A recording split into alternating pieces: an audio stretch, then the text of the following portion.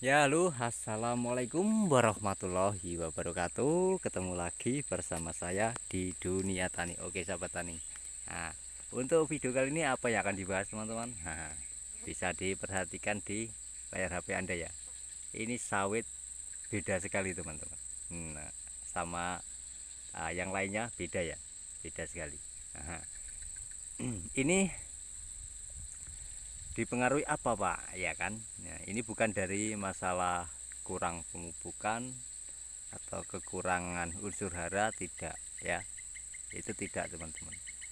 Nah, ini kelapa sawit dengan pelepah yang kuning ini harus diwaspadai, teman-teman ya. Jangan sampai ini terjadi pada lahan Anda. Meskipun ini dikasih pupuk apapun, itu tetap aja dia akan kuning, teman-teman. Nah, yang perlu diperhatikan adalah lihat perakarannya, teman-teman ya. Nah, di situ terindikasi biasanya ada jamur, teman. Ini nanti kalau terus dibiarkan, kalau tidak ditumbang ya, ini akan menjadi jamur, yaitu Ganoderma. Itu yang akan terjadi bila dibiarkan, teman-teman. Dan ini sifatnya tidak menular, teman-teman. Kalau masih kuning ini tidak menular, kecuali kalau sudah sampai ke Ganoderma, dia pasti akan menular. Kalau masih kuning ini dia tidak, ya, dia tetap berbuah, teman-teman, tapi tidak maksimal, itu loh ya. Jadi itu untuk pembahasan hari ini, yaitu kelapa sawit ini kok bisa ini. Hati-hati bagi petani-petani kelapa sawit yang mempunyai ini kalau masih kecil itu tidak kelihatan, teman-teman. Bukan salah genetik, bukan ya, ini bukan salah genetik.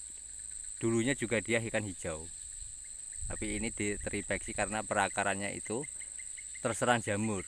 Nah, kalau dibiarkan terus dia akan lama kelamaan menjadi jamur Ganoderma. Biasanya dia akan mengering daunnya. Habis mengering, nah, dia akan keluar jamur pada batang pokokan kelapa sawitnya, teman-teman. Tuh. Oke, ini sangat beda sekali ya. Ada dua pokok ya.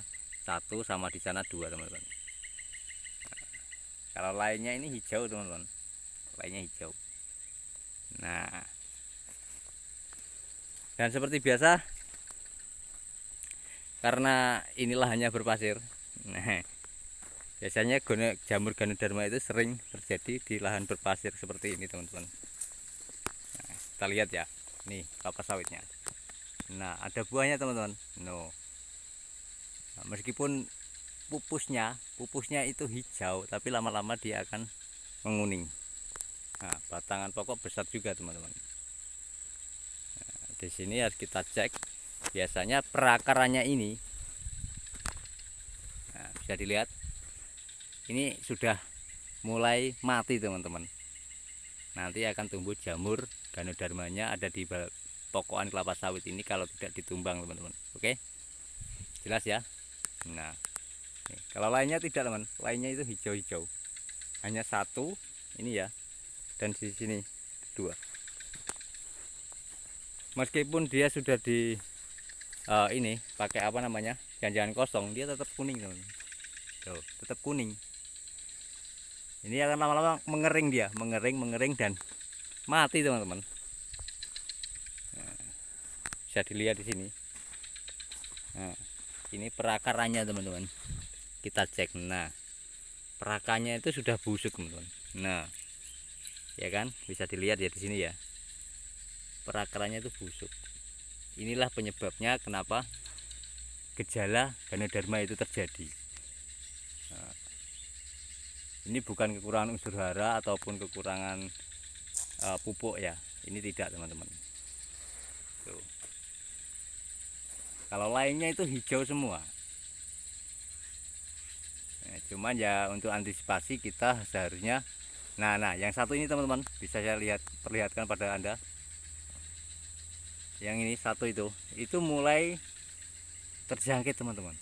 Ya, itu mulai terjangkit. Jadi ini tidak, kalau yang masih hijau itu, yang masih belum parah seperti ini, teman-teman, belum parah seperti ini, itu masih bisa di tanggulani. Caranya gimana, Pak? Ya kita habiskan pelepahnya saja, teman-teman. Kita habiskan, lalu dia bawahnya itu dikasih nitrogen ya, kasih pupuk nitrogen. Nah, biasanya dia akan tumbuh hijau lagi, itu akan pulih teman-teman, pasti akan pulih. Kalau yang ini sudah tidak bisa diselamatkan teman-teman, meskipun dipupuk pakai urea nitrogen banyak juga akan seperti ini. Ini dia, bisa lihat ya. Nanti saya kasih tunjuk pada teman-teman. Kalau perakarannya itu busuk teman-teman, nah bisa dilihat busuknya. Ini sudah tidak bisa diselamatkan lagi. Jadi bagi petani-petani kelapa sawit yang mempunyai perkebunan kelapa sawit ya harus hati-hati ya untuk ini pelepah yang kuning ini teman-teman. Ini bukan kekurangan unsur hara, melainkan ini adalah jamur pada akar tanah teman-teman. Jamurnya itu menyerang akar dulu.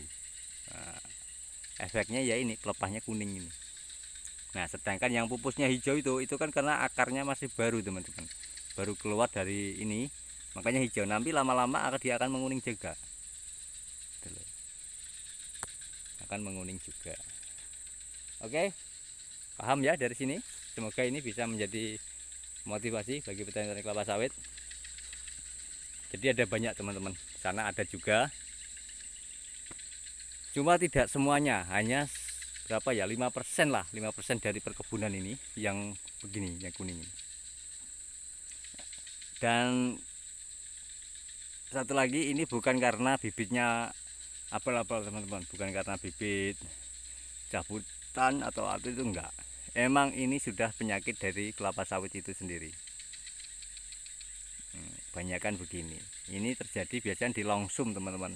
Kalau kelapa sawit ditanam di lomsum, di lahan berpasir, kebanyakan akan seperti ini ya, akan seperti ini. Oke, semoga bisa menginspirasi bagi petani kelapa sawit. Dan untuk video lebih lengkapnya ada di fitur gabung teman-teman, ada fitur member atau fitur gabung ya teman-teman ya. Itu akan saya buatkan lengkap tentang semua dari awal, masa TBM sama TM, ada di fitur gabung Dunia Tani. Oke, semoga ini bisa menjadi motivasi bagi petani kelapa sawit dan bisa diambil sisi positif dan titik poinnya ya. Nah, bila ada salah kata ya mohon maaf sebesar-besarnya. Ini hari ini kegiatannya hanya mengeplok teman-teman, ngeplok di perkebunan sawit dan mengasih tunjuk pada teman-teman ya, ini tentang kelapa sawit yang kuning ini teman-teman. Nah ya, ini sangat merugikan bagi petani kalau sawitnya kayak gini semua teman-teman. Nah untuk video selanjutnya akan kami bahas tentang pupuk ya, pupuk apa, pupuk pada kelapa sawit. Sebaiknya pupuk tunggal apa pupuk majemuk ya teman-teman ya. Ini yang banyak petani kita itu kadang untuk memupuk itu dicampur-campur teman-teman. Kita tidak perlu seribet itu ya, tidak perlu seribet itu, cukup lakukan simpel saja ya, simpel saja, tidak perlu yang aneh-aneh untuk kelapa sawit ini.